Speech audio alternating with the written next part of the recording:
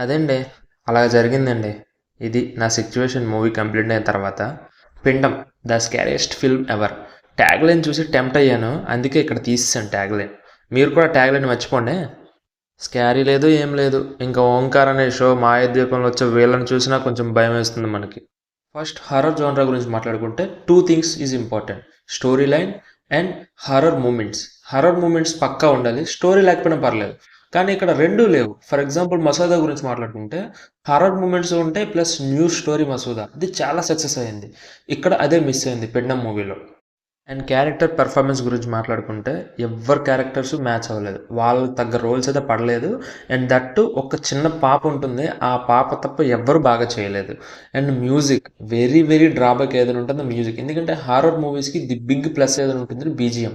అదే ఇక్కడ మిస్ అయింది. And one more thing, pregnancy ladies మాత్రం వెళ్ళొద్దని చెప్పారు కదా, అది నిజమే. బహుశా ఆ మూమెంట్ వల్లే దీనికి ఏ రేటెడ్ ఫిల్మ్ అని వచ్చిందేమో. ఎక్సెప్ట్ అది తప్ప ఇంకెందులో ఏ రేటెడ్ థింగ్స్ ఏమీ లేవు. అండ్ కెమెరా వర్క్ బాగాలేదు. టెక్నికాలిటీస్ అయితే టూ పూర్ ఉన్నాయి. అంటే ఒక లో బడ్జెట్ ఫిల్మ్ అని మనకు ప్రతి ఫ్రేమ్లోనూ తెలుస్తుంది. నాకు ఏదైనా ప్లస్ అని ఉంది అంటే ఫ్లాష్ బ్యాక్. ఆ 10 minutes ఫ్లాష్ బ్యాక్ కొంచెం కొత్తగా అనిపించింది. And trailer and teaser cuts వదిలిన తర్వాత వీళ్ళ చేసిన ప్రమోషన్స్ అండ్ హడావిడిగా అయితే అంత హడావిడి చేయలేదు.